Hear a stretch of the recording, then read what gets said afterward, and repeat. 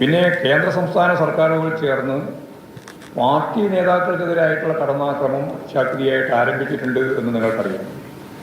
അങ്ങനെയുള്ളൊരു വേട്ടയാടലിൻ്റെ ഭാഗമായിട്ടാണ് പ്രതിപക്ഷ നേതാവിൻ്റെ വീട് ED റെയ്ഡ് ചെയ്യുന്ന സ്ഥിതിയിലേക്കും, അതുപോലെ തന്നെ കരുവന്നൂർ ബാങ്ക് കേസിൽ ഏത് കേസിലും പ്രതികളുണ്ടാവും, പക്ഷേ പാർട്ടിയെ തന്നെ പ്രതിയാക്കുക. കരുവന്നൂർ ബാങ്കിലുണ്ടായിരുന്ന പ്രശ്നങ്ങൾ ഏതാണ്ട് പരിഹരിച്ച് നല്ല രീതിയിൽ മുന്നോട്ടേക്ക് പോവുകയാണ് ആ ബാങ്ക്.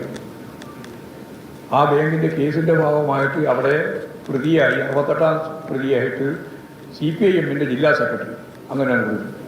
ആരാണോ ജില്ലാ സെക്രട്ടറി ആ ജില്ലാ സെക്രട്ടറി പ്രതി എന്ന രീതിയിൽ ഇപ്പോഴും ED കൃത്യമായിട്ട് അവരെ കൂടി വിളിക്കുന്നതിന് വേണ്ടി തീരുമാനിച്ചിരിക്കുക. കേന്ദ്ര സംസ്ഥാന ഗവൺമെൻറ്റുകളുടെ ഈ തെറ്റായ നയങ്ങളെ തുറന്നു കാട്ടി ശക്തമായ പ്രക്ഷോഭം തന്നെ നടത്തേണ്ടി വരും. രാഷ്ട്രീയമായ കാര്യങ്ങളാണ് എന്ന് കണ്ടുകൊണ്ട് തന്നെ നിയമപരവും രാഷ്ട്രീയവുമായ നിലപാട് കരുവന്നൂർ ബാങ്ക് ഉൾപ്പെടെയുള്ള EDയുടെ കടന്നാക്രമത്തെ പ്രതിരോധിക്കുന്നതിന് വേണ്ടിയുള്ള ജനകീയ പ്രക്ഷോഭങ്ങൾ രൂപപ്പെടുത്തേണ്ടി വരും.